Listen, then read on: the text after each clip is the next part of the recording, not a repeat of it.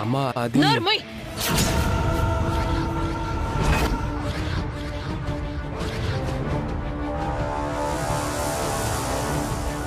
నువ్వు చీర కట్టుకుంటే నీలో ఏవో చేంజెస్ వచ్చాయని భయపడి చచ్చాను కదరా. అంటే అమ్మా క్రాంతికి ప్రాబ్లం వచ్చింది. ఆ ప్రాబ్లం సాల్వ్ చేయడం కోసం నేను ఆ గెటప్ వేసుకోవాల్సి వచ్చింది. ఇప్పుడు ఆ క్రాంతి ప్రాబ్లం సాల్వ్ అయింది. తన అక్క పెళ్లి కూడా ఫిక్స్ అయింది. అయినా ఆ క్రాంతి ప్రాబ్లం సాల్వ్ చేయడానికి నువ్వు చీర కట్టుకోవడం ఏంటి? అది నీకేమవుతుందని దానికి హెల్ప్ చేసావు? ఏదో అవుతుందని కాదు, నా ల్యాప్టాప్ కోసం చేశాను. మాట్లాడితే ల్యాప్టాప్ ల్యాప్టాప్ అంటావు. దానికి ఆ క్రాంతికి ఏంట్రా సంబంధం? బాస్,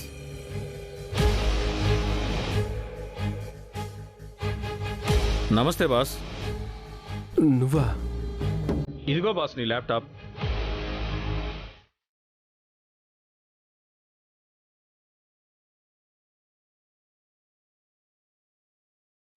అదేంటి, నేనింకా క్రాంతిని ఎత్తుకొని తిప్పలేదు కదా. ఇంకా అవసరం లేదులే బాస్. క్రాంతియే నా దగ్గరకు వచ్చి మీ ఇద్దరు ప్రేమించుకుంటున్నారనే విషయం నాకు చెప్పేసింది.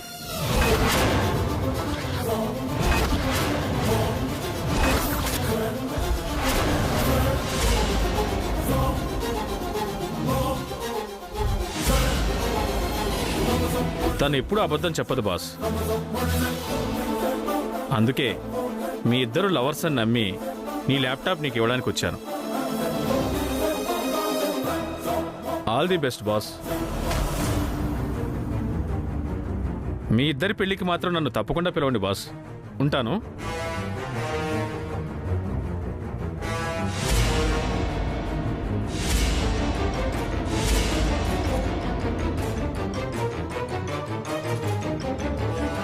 రే, ఏంట్రా వాడు అంటుంది?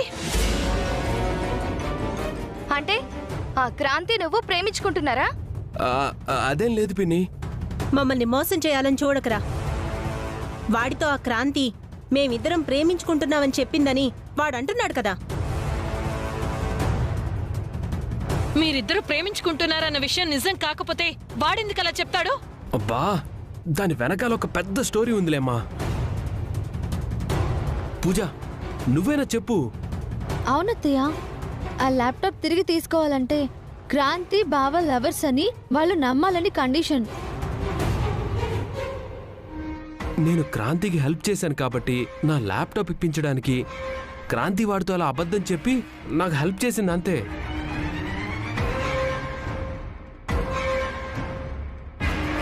అది నిజంగా అబద్ధమే చెప్పిందా లేక? నిజమమ్మా. ఇప్పటి వరకు నేను క్రాంతిని అస్సలు ప్రేమించలేదు. ఇప్పటి వరకు ప్రేమించలేదంటే ఇక మీదట ప్రేమించే ఛాన్స్ ఉందా? ఒరేయ్, అలాంటి పని గనక నువ్వు చేస్తే, ఆ మగరాయిని చేయి పట్టుకుని ఇంట్లోకి కనుక నువ్వు తీసుకొస్తే ఆ క్షణమే మేము ముగ్గురు ఆత్మహత్య చేసుకుని చేస్తాంరా. అయ్యో పిన్ని, నన్ను నమ్మండి. మా ఇద్దరి మధ్య అస్సలు కెమిస్ట్రీయే లేదు. నన్ను మీరే నమ్మకపోతే ఇంకెవరు నమ్ముతారు చెప్పు? నమ్ముతాంరా. నమ్ముతున్నాం కాబట్టే ఊరుకుంటున్నాం. పూజ, ఇక మీదట ఆ క్రాంతికి వీడికి మధ్య ఎలాంటి కమ్యూనికేషన్ ఉండకూడదు. ఉందని తెలిసిందో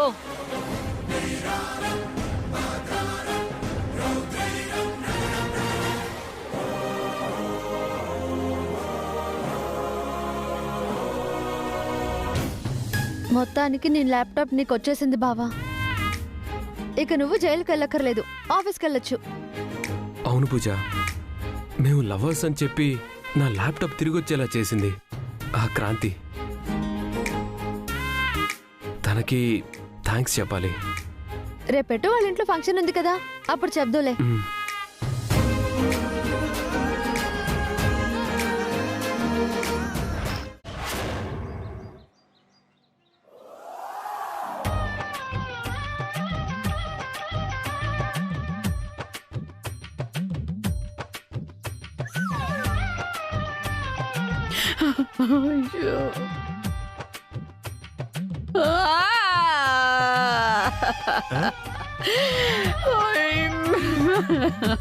నువ్వెందుకు ఏడుస్తున్నావు?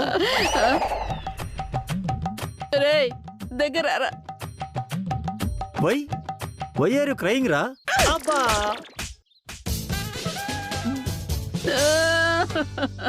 నన్ను కొట్టి నువ్వేడుస్తావేంటి? రే అసలు నేనేంటి, నా ఏజ్ ఏంటి, నా క్యాలిబర్ ఏంటి? అరే పోయి ఆ చిన్నపిల్లల చేతిలో ఓడిపోవడం ఏంట్రా? జరిగిందంతా తలుచుకుంటుంటే నా మీద నాకే అసహ్యం వేస్తోంది. ఎందులోనైనా పడి చచ్చిపోవాలనిపిస్తోంది. నాకు అలాగే అనిపిస్తుంది పెద్దమ్మా. అంటే నీకు కూడా చచ్చిపోవాలనిపిస్తుందరా? నాకేం కర్మ? విలన్ అనే బోర్డు తగిలించుకుని నువ్వు బ్రతికుండడం కంటే చచ్చిపోవడమే బెటర్ అనిపిస్తుంది. గిరే అవును పెద్దమ్మా, ఇంతకాలం నీలాంటి బుర్ర తక్కువ దాని వెనకాల తిరిగినందుకు ఫస్ట్ టైం సిగ్గుపడుతున్నానే. రేయ్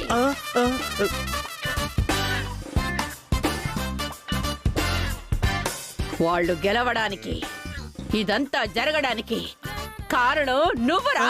నువ్వు నేనేం చేశాను? హా? ఆ కళ్యాణ్ గాడు అమ్మాయి వేషం వేసుకొస్తే ఒరే నాకు డౌట్ కొడుతుందని చెప్తున్నా సరే నువ్వు వినిపించుకోకుండా అనుష్క అనుష్క అంటూ వాడి వెనకాల తిరిగావు. నువ్వు వెధవైపోవడంతో పాటు నన్ను కూడా చాతకందాన్ని చేశావు. బాగుందమ్మా, చీర కట్టుకుంటే ఆడదనుకుంటాం గాని మగాడని ఎలా అనుకుంటావు పెద్దమ్మా? అవునండి, బాబు గారికి ఆడవాళ్ళని చూస్తే ఎంకరేజ్ చేయాలనిపిస్తుంది కదా, అందుకే కనుక్కోలేకపోయాడు. థ్యాంక్స్ రా.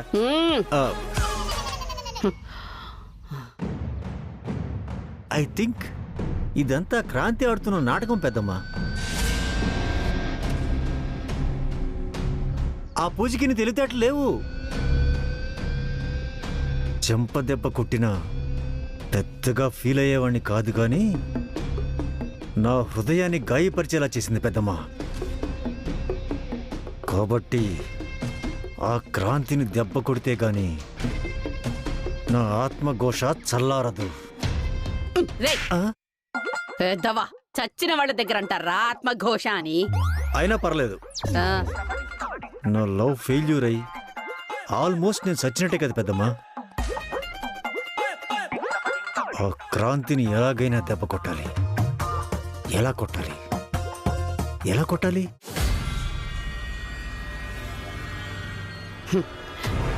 దాని అక్క పెళ్లి ఆపగలిగితే దాన్ని చావు దెబ్బ కొట్టినట్టేరా.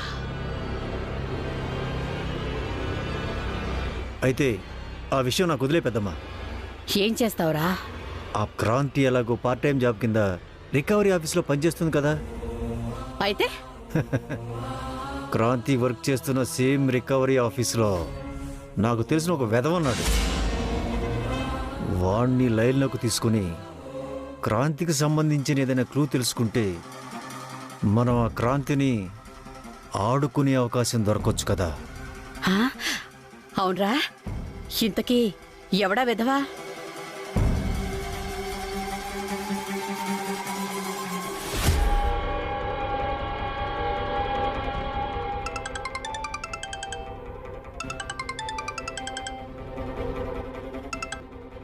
హలో గిరిబాస్.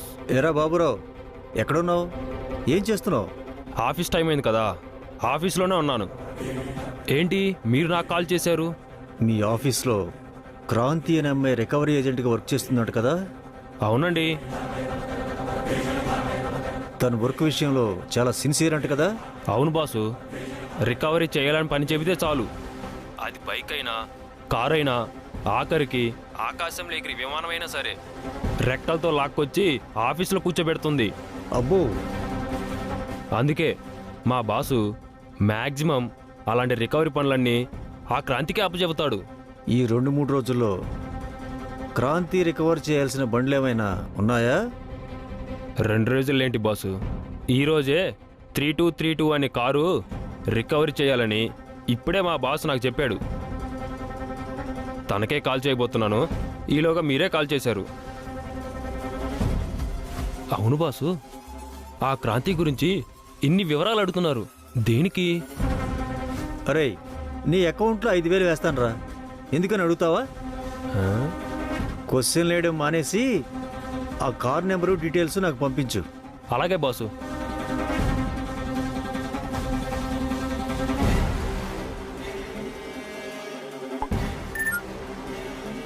పెద్దమ్మ, ఇదిగో 3232 అనే కారు క్రాంతి ఈరోజు రికవరీ చేయాలంట.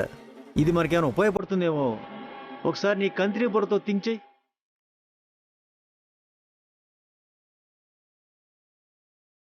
రేయ్, ఆ క్రాంతి నిరికించే ఐడియా వచ్చిందిరా. ఆ? ఏంటి పెద్దమ్మది? మన కారుకే 3232 అనే నంబర్ ప్లేట్ని తగిలిద్దాం. వావ్! ఆ తర్వాత ఏం చేయాలో నేను చెప్తాను.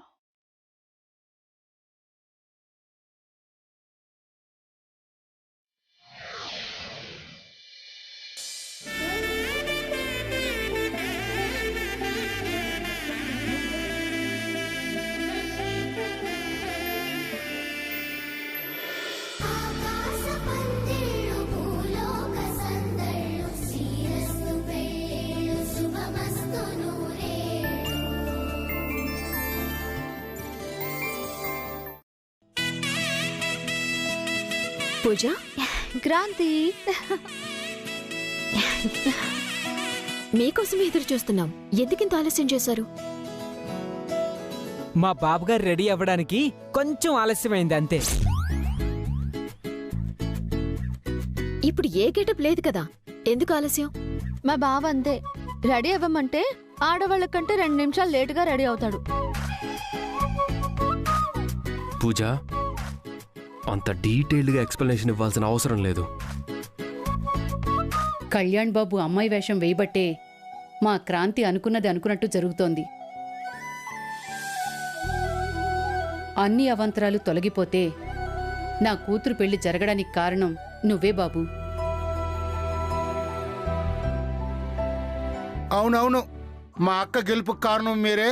మాలాంటి హృదయాలు మంట కలిసిపోవటానికి కారణం కూడా మీరే.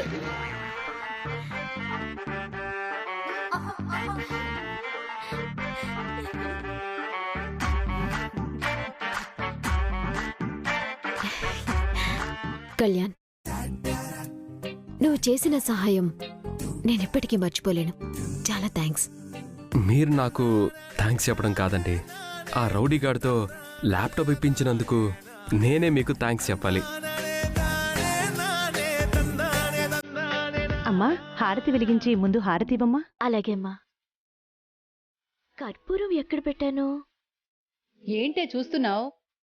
హారతి కర్పూరం తీసుకురావడం మర్చిపోయానమ్మా. సరిపోయింది, నేను తీసుకొస్తాను. అమ్మా, నువ్వెందుకు? నేనెళ్ళి తీసుకొస్తాను. ఇది వెళితే సాయంత్రానికి గాని రాదు. నేను వెళ్తానండి.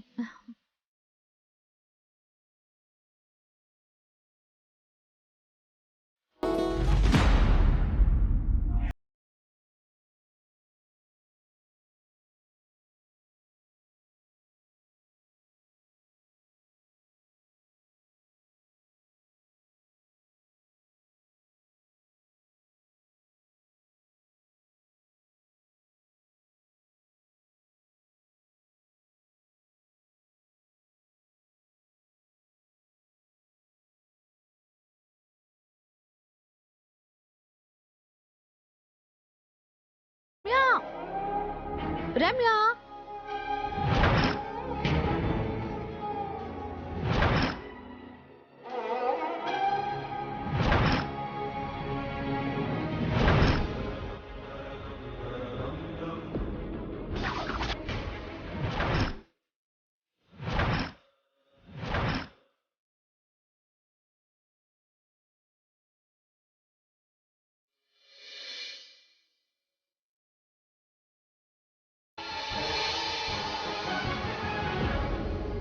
పూజ దొరికింది.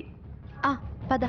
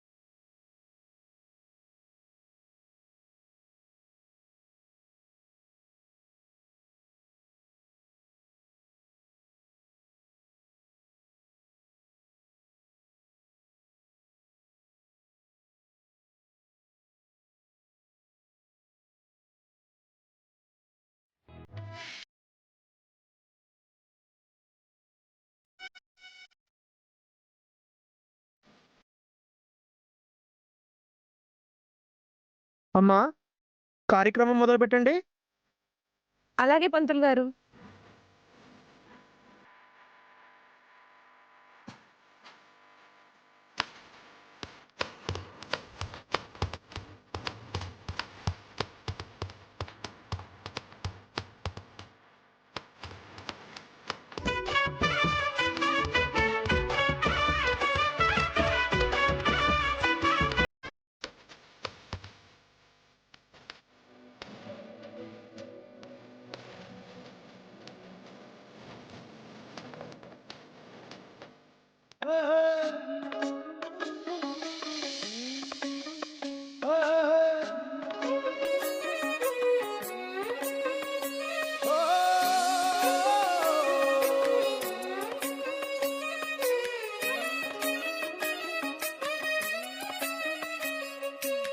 బాబు, ఏంటి క్రాంతిని అలా చూస్తున్నారు?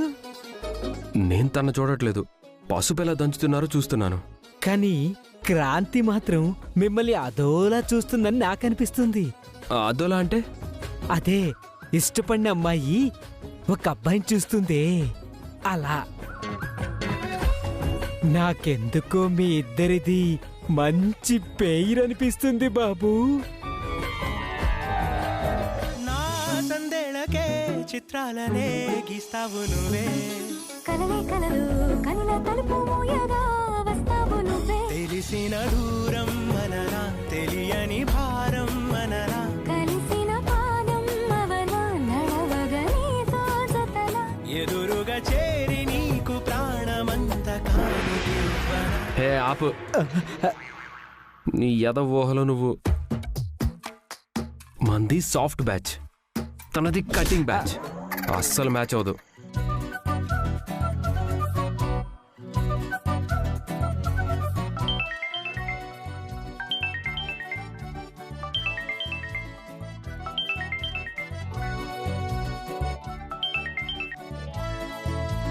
హలో క్రాంతి, చెప్పు బాబురావు. ఒకడు 3 నెలల నుంచి ఈఎంఐ కట్టకుండా కంటికి కనపడకుండా తిరుగుతున్నాడు.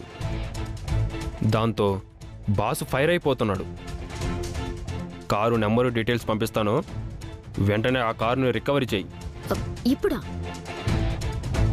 మా ఇంట్లో మా అక్క పెళ్లికని పసుపు తెచ్చే కార్యక్రమం జరుగుతుంది. ఇదే మాట బాస్కు చెప్పమంటావా? వద్దులే, డీటెయిల్స్ పంపించు. సరే.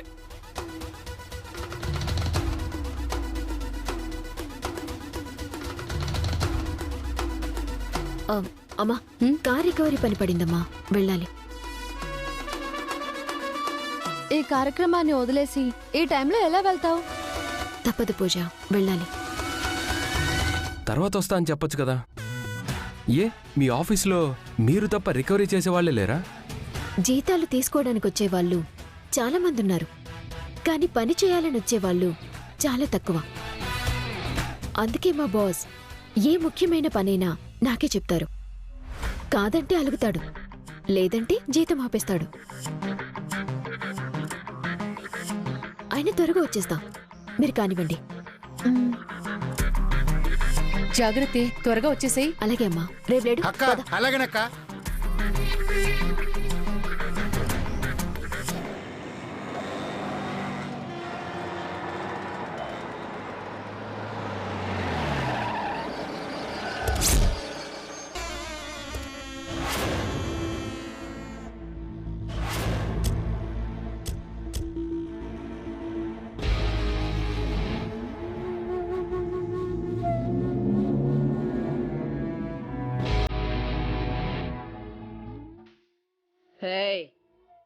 కారు నంబర్ ప్లేట్లు తీసి అతికించండి. అలాగే అమ్మా.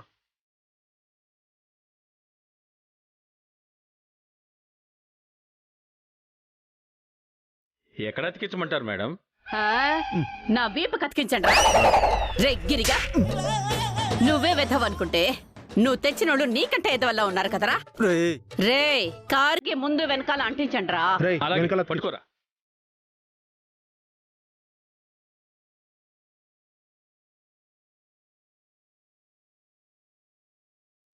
రే ఆ రికవరీ ఆఫీసర్కి ఫోన్ చేసి క్రాంతి బయలుదేరిందో లేదో కనుక్కో.